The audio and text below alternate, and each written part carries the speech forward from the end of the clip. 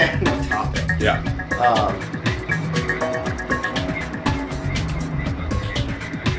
right, welcome to the show. Welcome to the show. Hello. And, let's get started. Bill, I love your blog. Oh, well, I didn't ask you to do this to get I thought that's what the check was for. unsolicited praise, but thank you. No, I mean, really, and we both have same fascination with progressive societies, I guess, and seeing how close we're getting, and what don't you?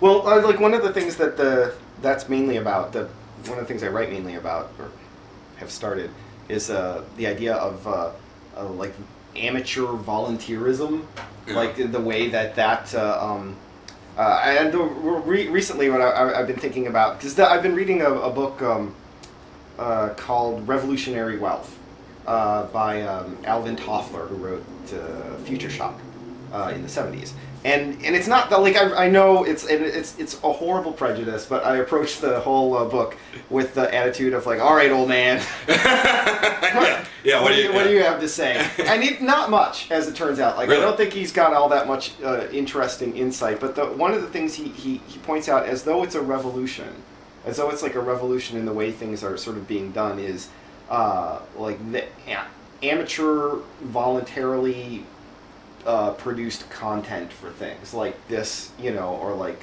blogs in general, or anybody who posts things to, say, YouTube, or there's a lot of other places, people who, in many different varieties of forums online, or people who will give incredibly detailed and useful, intricate advice about how to do different things if people have hobbies, or people need, you have stuff like Motley Fool that gives away all this great financial advice and things like that.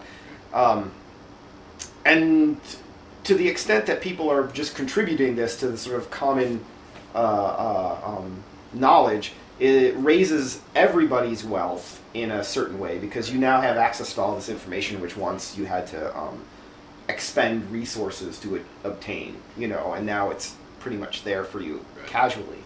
But is that really much of a revolution? I don't really think. Like I was thinking about Ben Franklin recently, which is the thing I was writing, where like that's all he did for a certain period of his life was like invent societies. Like he got together with a bunch of his friends, and they were like, we should have a library. And then they tried to make a library, but the library was a bust because they didn't take care of the books well, and the main problem was getting someone to take care of the books. So they thought, well, why don't we do a subscription library where everybody has to pay a certain amount, and then they use something from that to hire somebody to be a caretaker over the books, and so that worked out.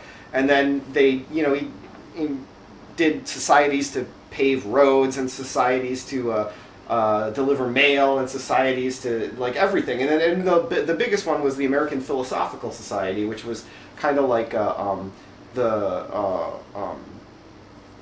I can't remember what the British version of that was at the time, but the sort of scientific society that like Newton belonged to, and Franklin created one in the U.S. It was basically that kind of thing where everybody who was interested in this kind of thing would find out stuff that they were finding out in their own pursuits, and then they would exchange letters with each other throughout the colonies so that they'd keep everybody appraised of what it was. And then the secretary of that society would just accumulate all the letters and make little publications and stuff. And it's essentially what people do online now. You know what I mean? Like, it's the same kind of thing. And so I wonder if it doesn't have more to do with a frontier than it does with a revolution in wealth creation. When there's a frontier in the sense of a place where there's not much rules yet, and there's a lack of any institutional direction. Right.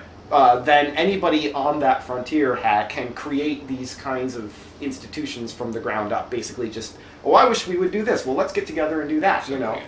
And so I think that's more of what's going on. And I don't know if that's. I keep looking because I really think there's probably they're probably on the verge of some sort of revolution in wealth creation. Like genuinely new ways of generating wealth for people and societies generally. But I don't think any of these things are it. Like any of the things that I've been reading about are it. I think they're just every time something gets filtered through the internet, people think of it as though it's a brand new thing that's never happened before. But in fact, it really isn't. Like most of it has happened before, and the internet is just another forum in which it can continue to happen. Yeah. Do you know what I mean? Yeah, and the only thing that's really changed is the amount of exposure that you can get. Like I could, put a video of me dropping my cat into a toilet on YouTube and get 1 million hits on it. Right. And, if it was a particularly well-made video, then maybe somebody from the old establishment would say, let's throw some money at this kid and we'll give him a TV series, we'll give him this and that, right. But I think we're finding that that's not really happening anyway, Like, it's more like people are just doing their own thing and getting the exposure that you couldn't have gotten before, but I don't know if there's really more opportunities that are coming to people because of it, I think that the where the benefit, at least to the person who creates that stuff, lies is in having an audience, whereas before you wouldn't really have had much of one. You were showing me that documentary that guy did of the Star Wars films. Yeah. What was it? Deleted Magic. Deleted Magic. Where he broke up all the pieces of this documentary that he made and put it on YouTube, and it's a thing that you like a guy. You remember our friend Glenn Jumper, who when he had film, like he had actual 16 millimeter prints of films and stuff. And I remember he really went through a lot of trouble to collect the cut scenes from the original King Kong, the 1938.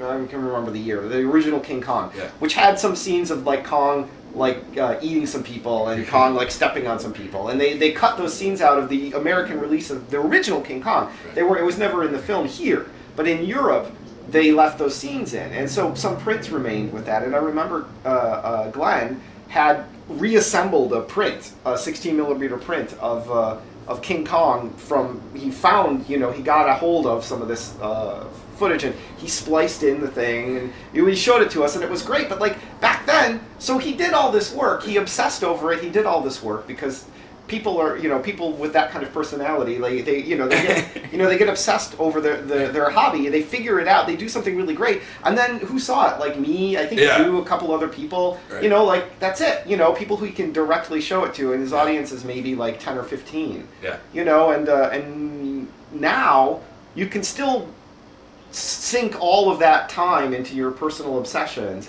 but then at the end, if you have anything that's anything, you can throw it online and perhaps get an audience of a couple of 100,000 or more if it really catches on.